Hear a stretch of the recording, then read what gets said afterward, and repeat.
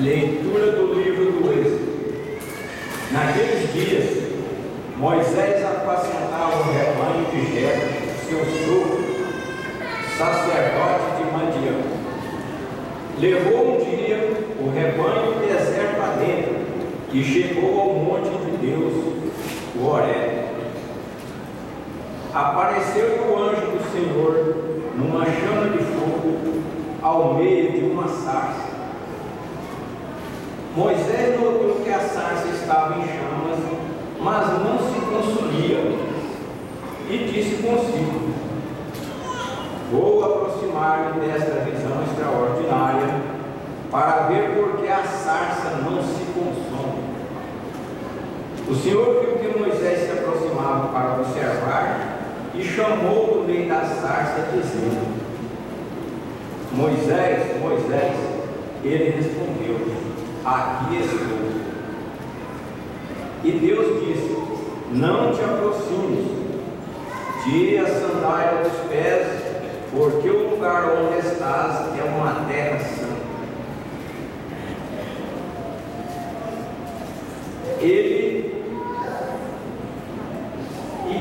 Deus disse: porque o lugar onde estás é uma terra santa.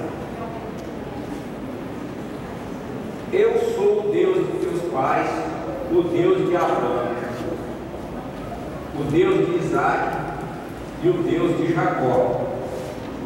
Moisés cobriu o rosto, pois temia olhar para Deus.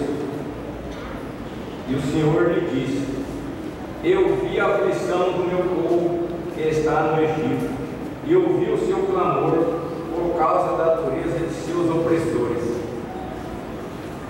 Sim, conheço os seus sofrimentos.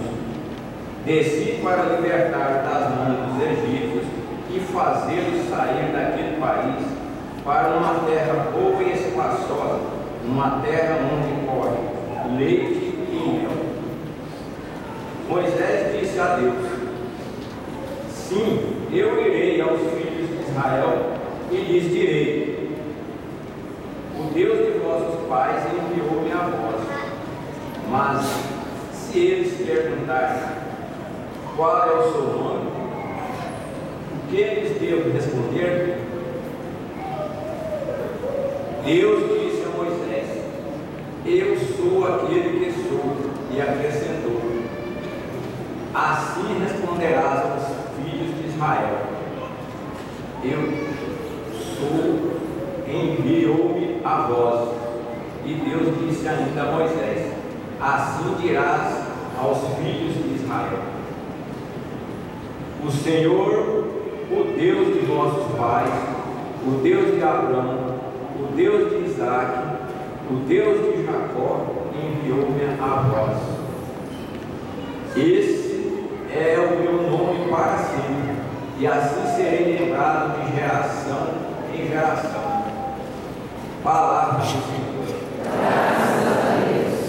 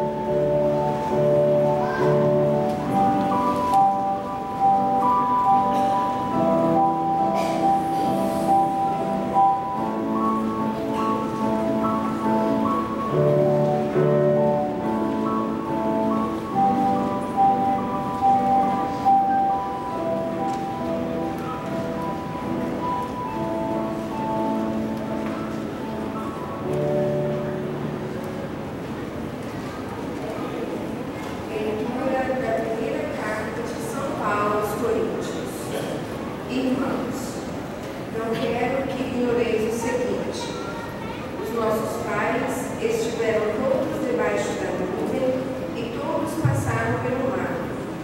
Todos foram batizados em Moisés, sob a nuvem e pelo mar. E todos comeram do mesmo alimento espiritual.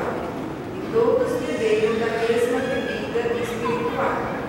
De fato, bebiam de um cocheiro espiritual que os acompanhava. E esse cocheiro era Cristo. No entanto, a maior parte deles desagradou a Deus, pois morreram e ficaram no deserto. Esses fatos aconteceram para serem exemplos para nós, a fim de que não desejemos coisas más, como fizeram aqueles no deserto. Não murmureis, como algum deles murmuraram, e por isso foram mortos pelo anjo exterminador. Portanto, quem julga estar de pé, tome cuidado para não cair. Palavra do Senhor. Graças a Deus.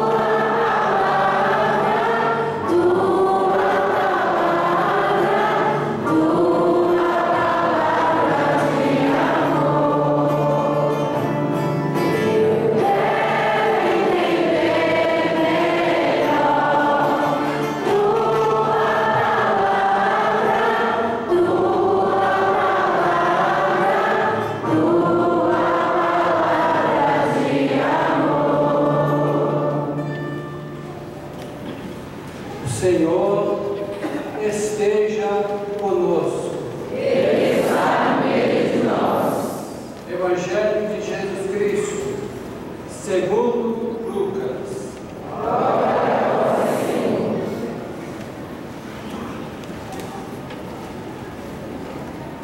Naquele tempo, vieram algumas pessoas trazendo notícias a Jesus a respeito dos galileus que Pilatos tinha matado, misturando seu sangue com os dos sacrifícios que ofereciam. Jesus lhe perguntou: vós pensais que esses galileus são mais pecadores do que todos os outros galileus por terem sofrido tal coisa? Eu vos digo que não. Mas se vós não vos converterdes, ireis morrer todos do mesmo modo. E aqueles 18 que morreram quando a torre de Siloé caiu sobre eles, pensais que eram mais culpados do que todos os outros moradores de Jerusalém? Eu vos digo que não. Mas se não vos converterdes, ireis morrer todos do mesmo modo. E Jesus contou esta parábola. Certo homem tinha uma figueira plantada na sua vinha. Foi até ela procurar figos e não encontrou. Então disse aos fiadeiros: já faz 3 anos que venho procurando figos nesta figueira e nada encontro. Corta, porque está ela inutilizando a terra. Ele, porém, respondeu: Senhor, deixa a figueira ainda este ano. Vou cavar em volta dela e colocar adubo. Pode ser que venha a dar fruto. Se não der, então tu a cortarás. Palavra da salvação. Glória a vós, Senhor.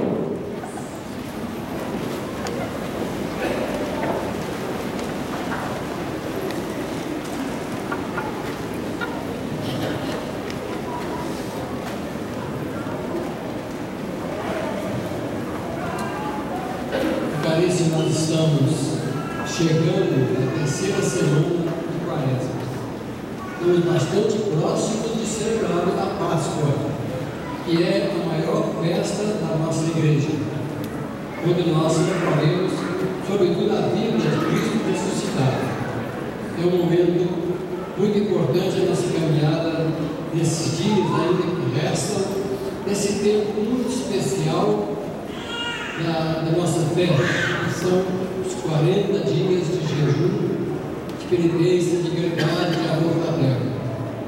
E assim a igreja vai nos colocando no caminho melhor para cada um de nós, o caminho da verdade, o caminho da fraternidade, o caminho do perdão, da reconciliação. A missa de hoje nos traz 3 leituras que eu acho muito importantes para nós. A primeira leitura é do livro do Êxodo, narra exatamente a libertação do povo judeu de Israel da dominação da escravidão lá no Egito, e nos lembra esta passagem da sarça, uma quantidade de capim que pegava fogo, mas não se consumia. Quando Moisés então se aproxima, Deus disse, primeiramente, não chegue muito perto, tira a sandália, pisa no chão. A simbologia desta passagem bíblica é exatamente a simbologia de nós colocarmos no chão nos nossos pés, a nossa realidade, vivemos a nossa vida dentro da realidade de cada um. Então nós temos que trabalhar dentro daquilo que Deus nos concede e com o pé no chão. Se dizia antigamente que era necessário as pessoas de vez em quando andarem descalças para adquirir defesas do organismo, assim como também as crianças. E hoje a gente fica calçado o dia inteiro e não temos contato do chão, da grama, da terra. É um simbolismo de dizer que cada um de nós precisa pisar no chão da nossa vida.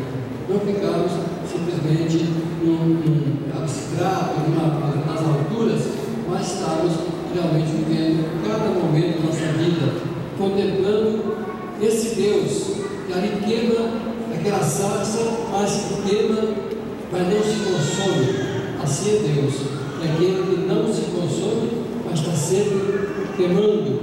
É uma luz perpétua, viva, que está ali presente naquela sarça ardente, naquela sarça está queimando.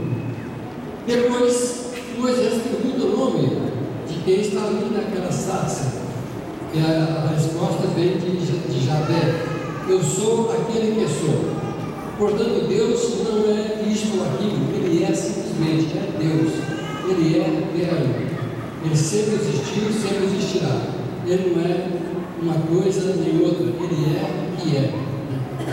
A definição melhor de Deus é essa: eu sou aquele que sou. Bom, depois nós passamos para a segunda leitura, quando São Paulo escreveu aos Coríntios. Ele lembra momentos bonitos, lá da fé entre os coríntios, mas lembra também que muitos fraquejaram, muitos acabaram se afastando daquela igreja tão bonita, tão preciosa como era a igreja de Corinto. E diz que isso aconteceu apesar de tantas coisas que receberam, o pão espiritual, certamente o pão eucarístico, tanto batizado, as instruções, muita coisa nós recebemos e às vezes nós não cumprimos aquilo que nós recebemos. Então, alerta, sobretudo nesse tempo de Quaresma, a gente ser fiel aos nossos dogmas, às nossas normas, aquilo que nós cremos. Não vamos vacilar, mas vamos continuar caminhando nesses passos, como diz lá, cujo centro, cujo principal é o Cristo. Então é um alerta, para que a gente não vá perder a fé, não vai vacilar, não vai se afastar dessa graça maior que é a nossa fé, que nós um dia recebemos. O batismo, a crisma, o matrimônio e assim por diante. É um amor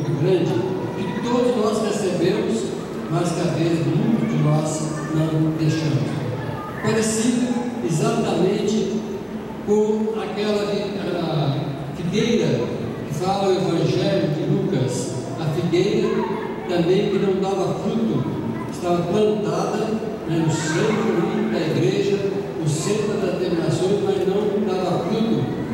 E diz a história da figueira, a parábola, que alguém disse ao Senhor, Jesus, vamos melhorar as condições dessa figueira, vamos adubar, vamos cuidar mais dela, quem sabe o ano que vem dar fruto. Gente, também aqui nessa quaresma é um alerta para nós. Nada nós não queremos dar fruto se nós não estivermos preparados, não nos instruirmos, não buscarmos o conhecimento da nossa fé. E muita gente simplesmente vem à missa, assiste a missa, volta, mas não tem uma leitura bíblica, não tem um estudo das coisas de Deus, dos documentos da igreja. Então é necessário a gente entrar em contato com aquilo que Deus nos traz. Só para lembrar, hoje, por exemplo, lá na arquidiocese, na catedral, houve uma grande reunião de todo o clero, de todas as pastorais, para estudar, né, mais a nossa fé, a nossa religião. Isso deve ser um compromisso de toda a família, a partir exatamente das crianças, né? Quando o pai não está levando as crianças mais para se preparar, né, para receber a catequese, para se preparar para a comunhão. Quantas pessoas não estão se casando mais na igreja? Quantas pessoas não estão recebendo a Cristo? Jovens não recebem a Cristo. Então tudo isso é preparação, é o adubo que nós temos, né, na nossa vida. Se nós não adubarmos, nós vamos se enfraquecendo cada vez mais. Então, são três grandes advertências, né, que hoje a missa nos faz. Primeira, nos vem lá do Antigo Testamento, do Êxodo. É necessário ter a visão de um Deus que está sempre brilhante, né, que queima, mas não se consome, porque Ele é eterno, porque Ele é esse brilho que nunca se apaga. E colocar os pés no chão, porque Moisés foi convidado a pisar no chão da nossa vida, a não ficar apenas nas alturas, mas se achegar, né, mais perto das realidades do mundo. Segundo, São Paulo advertiu que não basta a gente receber, às vezes, né, o sacramento, receber o batismo, é necessário nós permanecermos fiéis, né, no batismo, na nossa vida de fé. É necessário sermos mais fiéis, porque dizer Deus é fiel, e nós temos também que ser fiel a esse Deus que não falha na nossa vida. E finalmente, é necessário nos prepararmos mais, né? Porque uma figueira que não dá fruto, geralmente ela vai ser cortada, ela vai ser afastada, e nós temos que dar fruto de amor, perdão, de fraternidade, de caridade, né, na nossa vida. Então vamos agradecer a Deus. E apenas um pequeno comentáriozinho, né, já está ficando muito comum. Nós estamos aí com o Papa renunciando, Papa Bento XV renunciando, né, Bento XVI renunciando a ser Papa, exatamente porque ele sentiu que a igreja tem que ter uma liderança mais jovem, né, mais jovem. E porque muita coisa tem acontecido e a força dele, como já idoso, já adoentado, já fraco, ele prefere não. Então é necessário que eu me retire para que venha o novo. Pela primeira vez, a gente tem a possibilidade de um Papa ser brasileiro, sabia disso? Então a gente vai torcer muito, né? Igual alguém torceu para o Flamengo e perdeu o tempo, né? Torcer para que o Papa seja brasileiro. Um candidato não continua. Mas é a alegria que nós temos na nossa igreja, que mesmo nesses momentos difíceis, ela não deixa de ter aquela fé profunda, aquela certeza. Deus olha por nós e o Papa que será eleito certamente será mais novo para ficar mais tempo, né, aí orientando a igreja, ajudando a nossa caminhada de fé. Vamos agradecer a Deus, a esse Papa que tanto fez e que agora está se retirando para que a igreja cresça cada vez mais, né, cada vez mais sejamos um povo alegre, um povo feliz. Vamos fazer o nosso ato de fé. É um ato de amor e constante. Creio em Deus.